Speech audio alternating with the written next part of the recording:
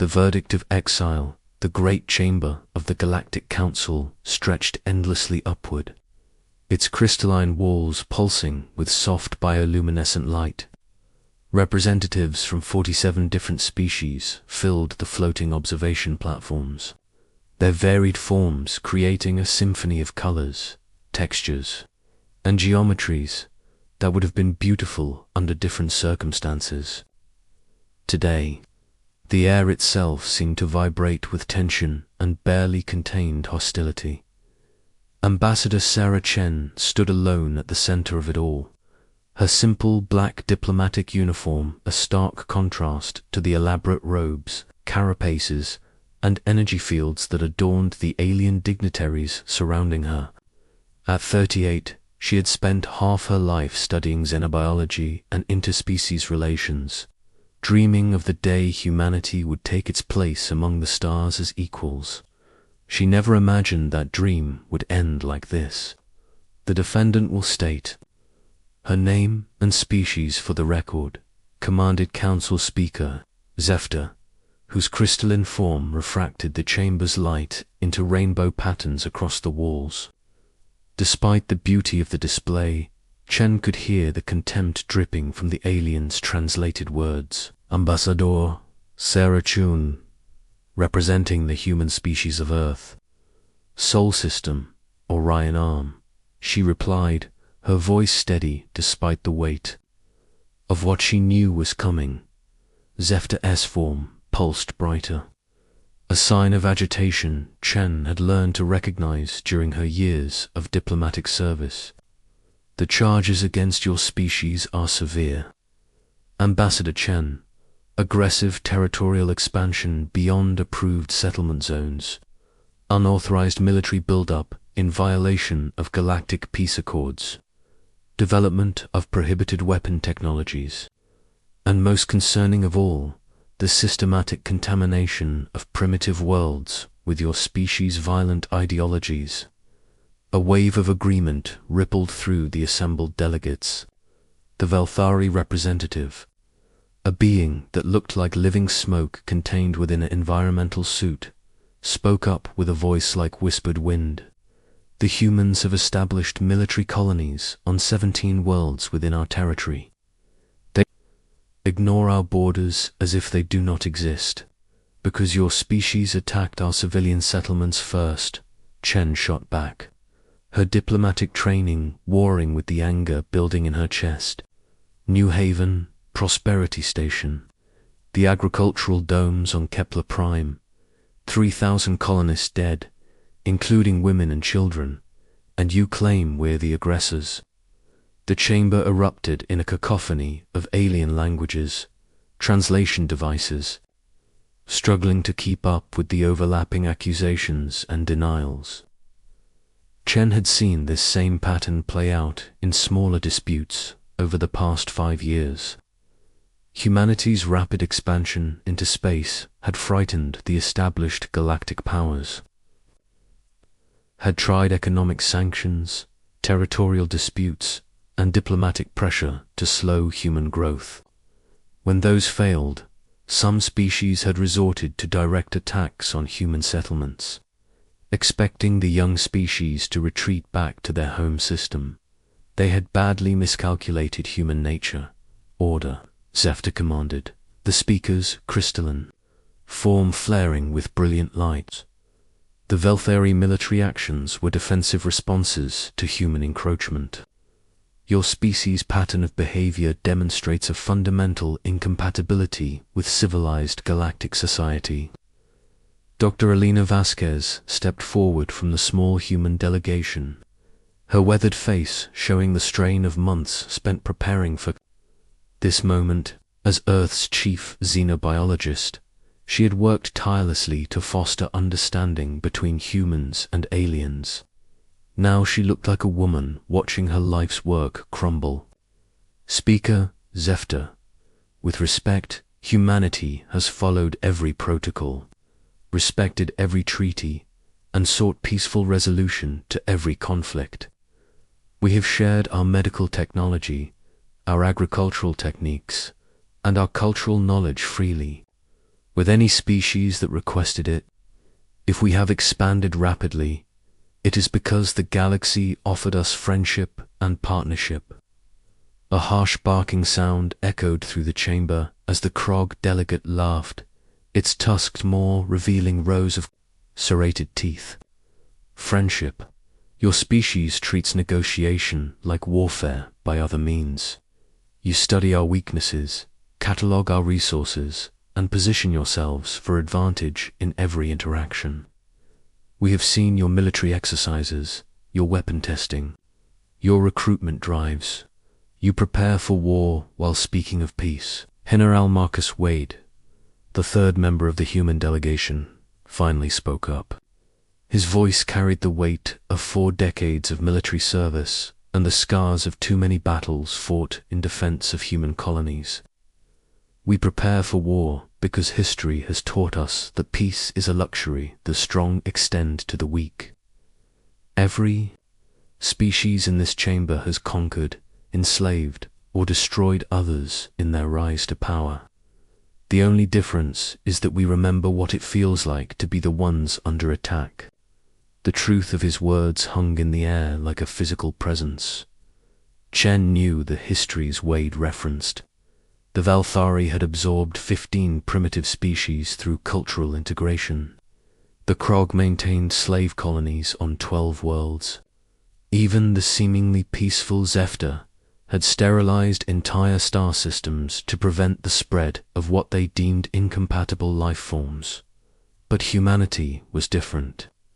Humanity was dangerous, not because they were stronger or more advanced, but because they were adaptable. They learned from every encounter, every conflict, every defeat, and most terrifying of all to the established powers, they remembered. Speaker Zephyr form dimmed to a cold, pale light. The evidence is clear. Humanity represents an existential threat to galactic stability. Your species' capacity for violence, combined with your technological advancement and expansionist tendencies, cannot be permitted to spread unchecked. Chen felt her heart sink as the formal language of galactic law wrapped around her like chains. She had known this moment would come, had prepared for it, but the reality still hit like a physical blow. The Council hereby finds the human species guilty of aggravated violation of galactic peace statutes. The sentence is immediate and permanent exile from all Council-controlled space. All human settlements beyond the Sol system are to be evacuated within 30 standard days. All trade agreements, cultural exchanges, and diplomatic relations are hereby terminated. Any human vessel detected outside the Sol system after the grace period will be destroyed without warning. The gavel came down with a sound like breaking. Crystal and Sarah Chen felt something fundamental shift inside her. Around the chamber, alien delegates began filing out, their conversations already turning to how quickly they could claim the abandoned human territories. None of them seemed to consider what they had just done. None of them understood that they had just made the greatest mistake in galactic history. Chen turned to Wade, who was already activating his secure communicator. General, you predicted this outcome months ago. Tell me you have a plan. Wade's scarred face broke into a grim smile. Ambassador, I've been planning for this since the first human colony was attacked. Earth Command has been very busy while we were wasting time with diplomacy. Dr. Vasquez looked between them, her scientific mind grasping the implications. Marcus, what have you done? What I was trained to do, Alina. I prepared for war. Wade's fingers flew over his communicator, sending coded messages to recipients scattered across human space. Every human settlement, every research station, every mining operation beyond Sol is getting the same message right now. Project Exodus begins immediately. Chen felt a chill run down her spine. Exodus, the voluntary consolidation of all human resources, technology, and personnel to the Sol system. We're not just evacuating our colonies, Sarah. We're stripping them bare. Every piece of advanced technology, every weapon, every researcher, every military asset, it's all coming home. The implications were staggering. Humanity's scattered colonies represented decades of advancement in dozens of fields, concentrated in one system with a unified purpose and no external constraints. They would become something unprecedented in galactic history, not a species seeking its place among the stars, but a forge for building something entirely new.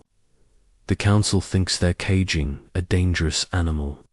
Wade continued, his voice carrying a note of anticipation that made Chen's blood run cold. They don't realize they're creating one. As the human delegation prepared to leave the Council chamber for the last time, Chen took one final look at the alien representatives still celebrating their victory.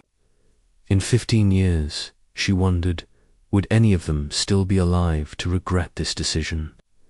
The journey back to Earth took 6 weeks through the hyperspace lanes that would soon be closed to human ships forever.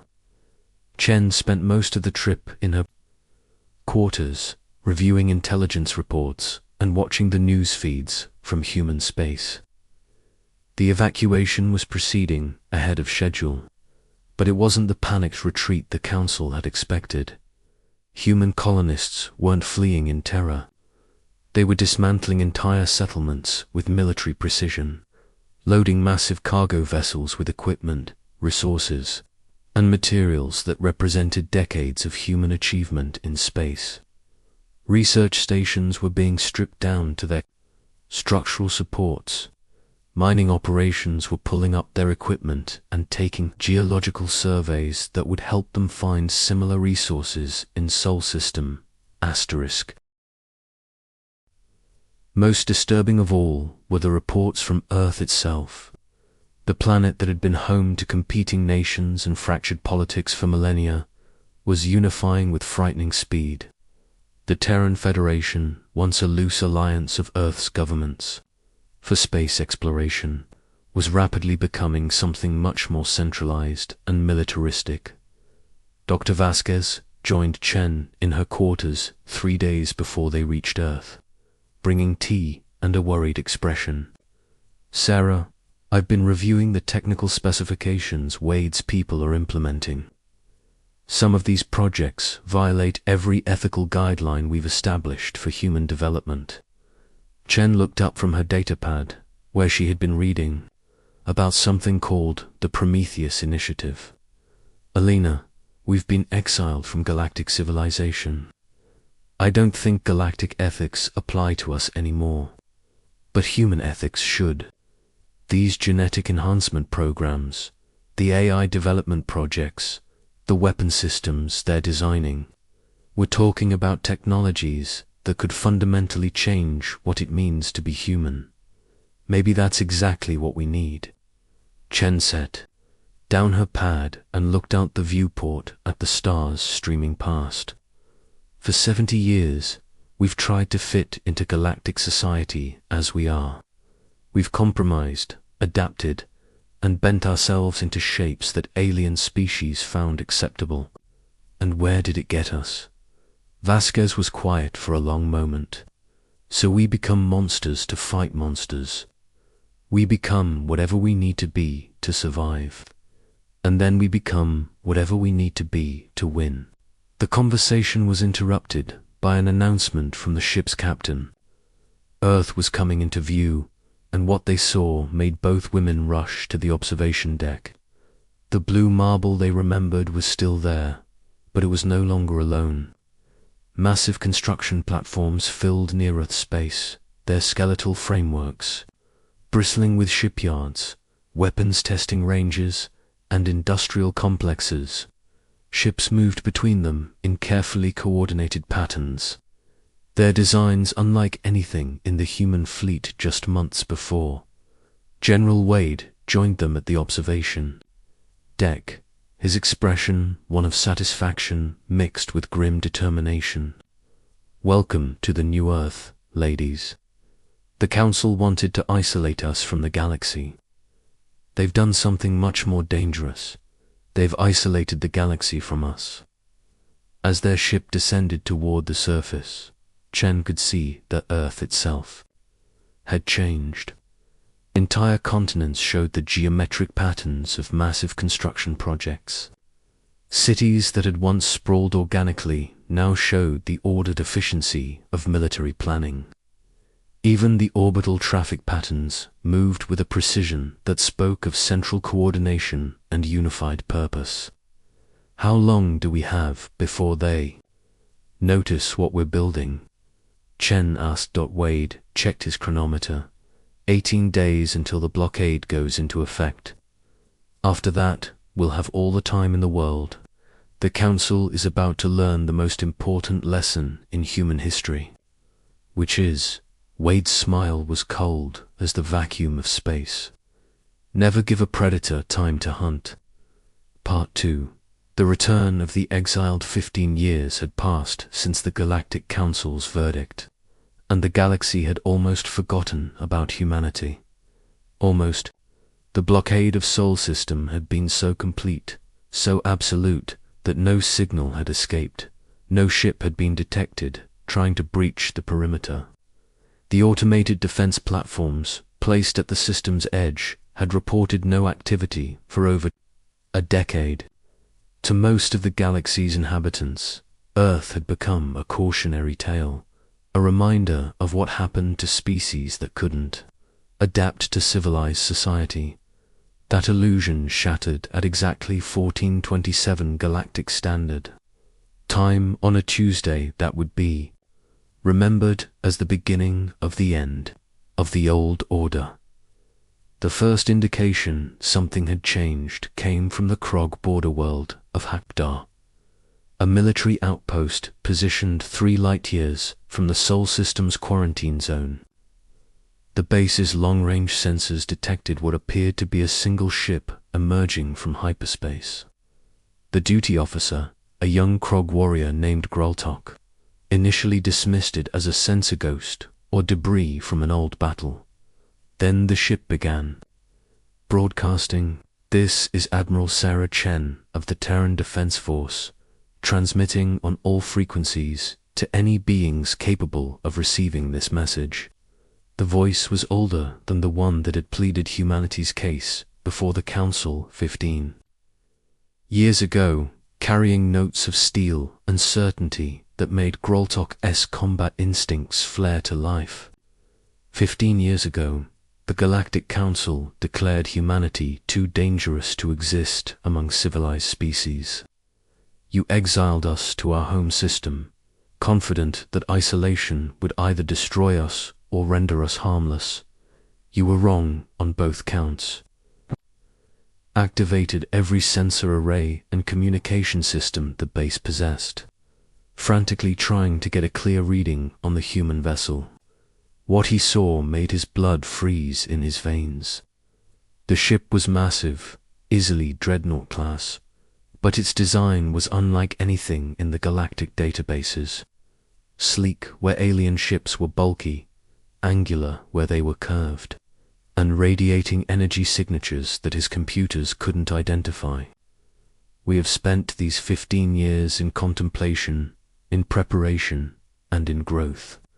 We have unified our species, perfected our technologies, and forged ourselves into something new. We return to the galaxy not as the scattered, desperate refugees you exiled, but as humanity perfected. We return not seeking acceptance, but demanding submission. The transmission cut off, replaced by something that made Groltok wish he had chosen a different career.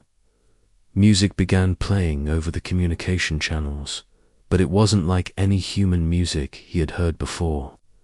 It was deeper, more complex, with harmonies that seemed to resonate in his bones and rhythms that made his heart race with primal fear. Then the Terran ship opened fire. The weapons that struck, Hactar base were unlike anything in known galactic technology. Instead of energy beams or kinetic projectiles, they seemed to tear at the very structure of matter itself. Defensive shields that had protected the base from asteroid strikes and pirate raids collapsed instantly. Hull plating designed to withstand. Plasma cannons began unraveling at the molecular level. Groltok had time to send one brief message to Krog Command before the base's power systems failed. Humans are back. They're not the same species we exiled. Send everything. The message reached Krag military headquarters 47 minutes later. By then, reports were coming in from 6 other border installations, all destroyed, all by single. Human vessels that appeared without warning transmitted the same message and vanished back into hyperspace before defensive fleets could respond. But it was what happened next that truly shook the foundations of galactic civilization. Every major communication network in Council space began broadcasting the same signals simultaneously. Not just military channels, but civilian networks, entertainment broadcasts, even personal communication devices. The signal carried no malware, showed no signs of forced intrusion, and yet it overrode every security protocol and encryption system. In use, the message was simple, elegant, and terrifying in its implications. People of the galaxy, we are humanity. 15 years ago, your leaders declared us unfit for civilized society and condemned us to exile. They believed this would end the threat we represented. They were correct about the threat. They were wrong about the exile ending it. The image that accompanied the transmission showed a human figure, but one that had clearly been enhanced far beyond baseline humanity.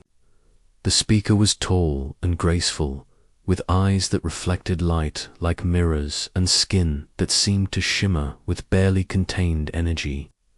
When they spoke, their voice carried harmonics that bypassed conscious thought and spoke directly to the primitive fear centers of every brain receiving the signal. We have not spent these years in idle suffering. We have grown. We have evolved. We have become something your governments feared we might become, and then we have transcended even those fears. We are no longer merely human. We are humanity perfected. The signal shifted, showing images of the Sol system that made veteran military analysts question everything they thought they knew about the limits of technology. Massive structures orbited every planet and major asteroid, their purposes unclear but their scale undeniable. Ships moved between them in formations that numbered in the hundreds of thousands, their designs so advanced they seemed almost organic. Your leaders believed they were containing a dangerous species. They were actually providing us with the time and motivation necessary to become the dominant force in this galaxy. We return to you now, not as equals seeking acceptance, but as inheritors claiming our birthright. The most chilling part of the transmission came at the end, delivered with the calm certainty of someone stating an obvious fact. Your governments have 30 standard days to formally surrender all authority to human administration. Species that comply will be permitted to continue existing under human guidance. Species that resist will be removed from the galactic ecosystem. This is not a negotiation. This is an inevitability. The signal ended, leaving stunned silence across thousands of worlds. Speaker. Zephyr was in emergency session with the Council's military advisors when the transmission ended. The crystalline being's form had lost all its usual luminescence, appearing almost transparent with shock and fear. Analysis, Zephyr commanded, their voice barely above a whisper. Admiral Vorthak, the Velthari military commander, floated in their environmental suit like a trapped storm cloud.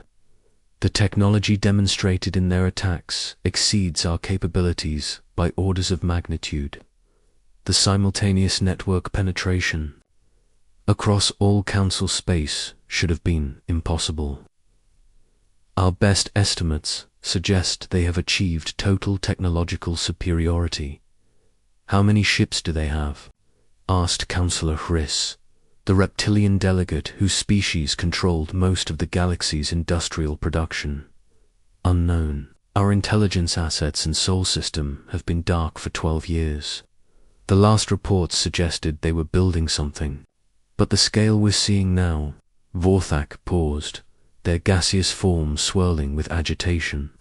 If their claim of hundreds of thousands of vessels is accurate, they outnumber our combined fleets by a factor of 50 to 1. The chamber fell silent as the implications sank in. The Galactic Council commanded the military might of species across thousands of worlds. The idea that a single exiled species could have built a force capable of challenging that power was beyond anything in their collective experience. There must be some weakness we can exploit, Zephyr said, their form beginning to pulse with desperate hope.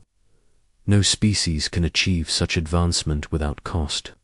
Their enhanced individuals, their massive fleets, their advanced technology, ...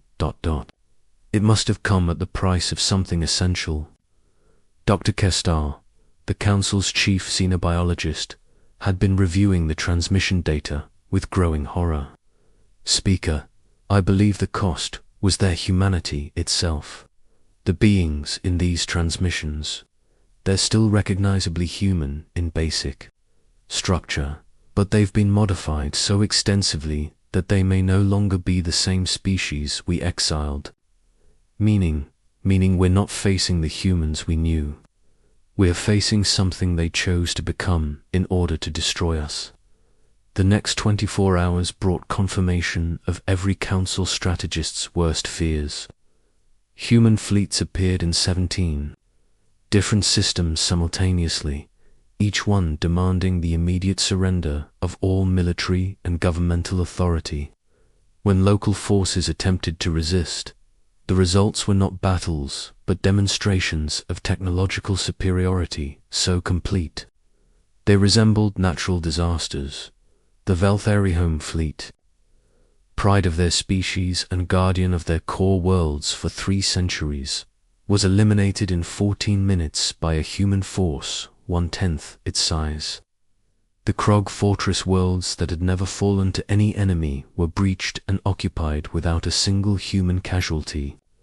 Most shocking of all, the Zephyr Crystal Gardens, living artworks that had taken millennia to grow, were somehow converted into computational matrices for human use without killing the underlying life forms. Each conquest was accompanied by the same message: submit, and your species will be preserved. Resist, and it will be replaced. Some species chose submission immediately. The Quan, whose pacifist philosophy had kept them neutral in galactic conflicts for millennia, welcomed human administration as an alternative to the chaos of war. The Helix, whose hive mind structure made them naturally compatible with centralized control, adapted to human authority within days. Others chose to fight, and their fate served as lessons for the rest of the galaxy. The Thrak Empire, which had ruled over 17 star systems with an iron fist for 2,000 years, mobilized every military asset they possessed for a final stand at their capital world. The human response was swift and absolute. Instead of engaging the Thrak fleet in battle, the human ships simply turned it off.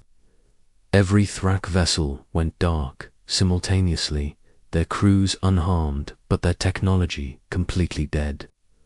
Within hours, human technicians were aboard every ship, explaining to the shocked Thrak crews how their computer systems were now running human software.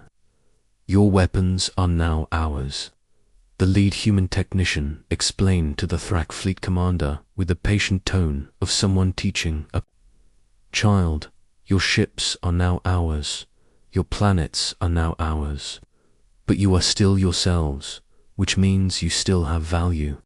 Cooperate, and you'll find human administration far more efficient than your old empire. Resist, and you'll find out why we spent 15 years preparing for this conversation. The Thrak resistance lasted 6 hours by the end of the first week. 32 species had formally surrendered to human authority. The remainder were too shocked or too proud to respond, but their silence was interpreted as resistance. Human fleets moved to occupy their space with the methodical efficiency of a natural force, unstoppable and inexorable. Admiral Sarah Chen stood on the bridge of the TDF Ascendant, watching tactical displays that showed human forces spreading across the galaxy like wildfire.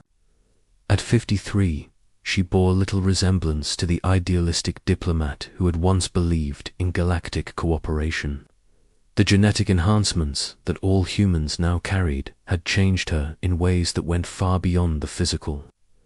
Her mind processed information with computer-like efficiency. Her enhanced senses could detect lies through micro-expressions and phorone changes, and her emotional range had been carefully calibrated to optimize leadership effectiveness. "Status report," she commanded, her voice carrying harmonics that made her orders impossible to ignore or forget. "Sectors 7 through 15 have completed integration," reported Captain Morrison, her aide-de-camp and one of the first generation of enhanced humans. "Local governments are cooperating with the transition.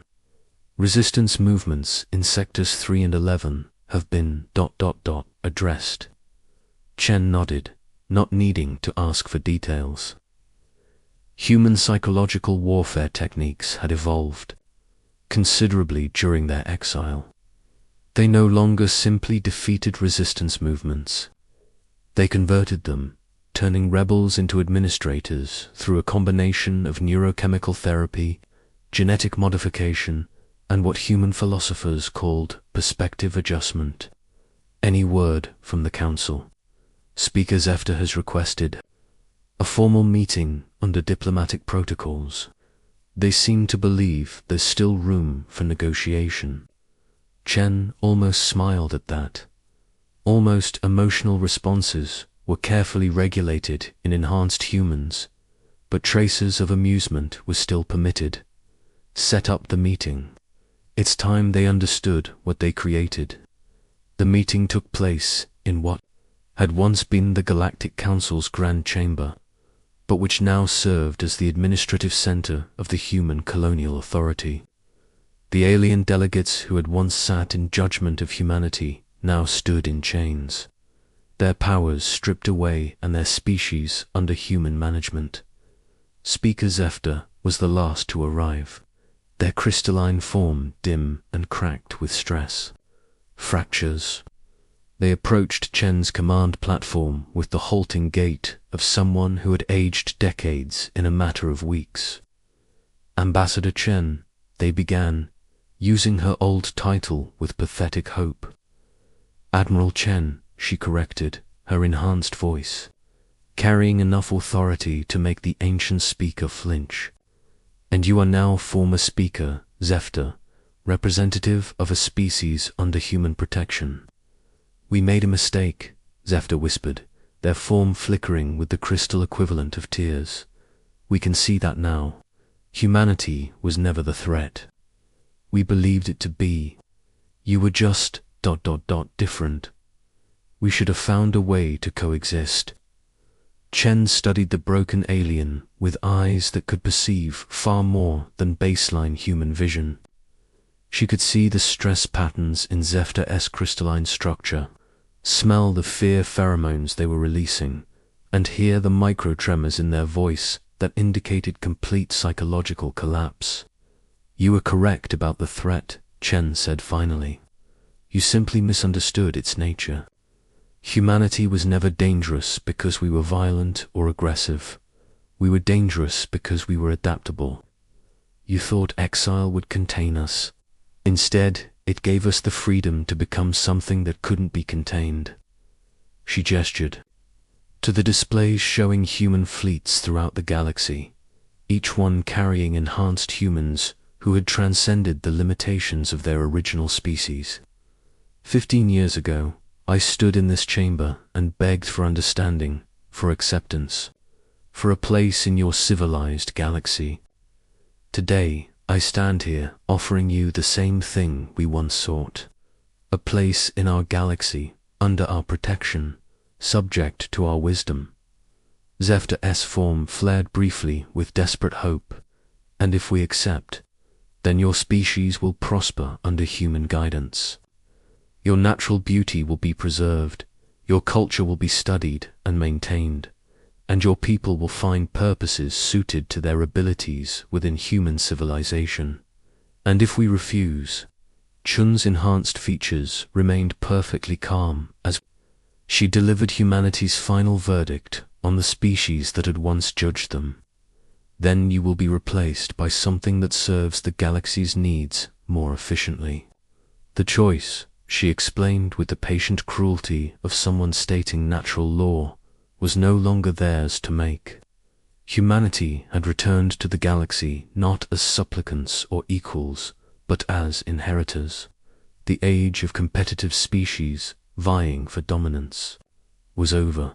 The age of human hegemony had begun, and in the depths of space, where human ships continued their methodical conquest of everything that had once seemed vast and unconquerable, a new message began broadcasting on all frequencies. Not a threat or a demand, but a simple statement of fact that would echo across the galaxy for generations to come. We are humanity perfected. We are the future. Resistance is not futile, it is simply irrelevant. The exile was over. The empire had begun. Asterisk.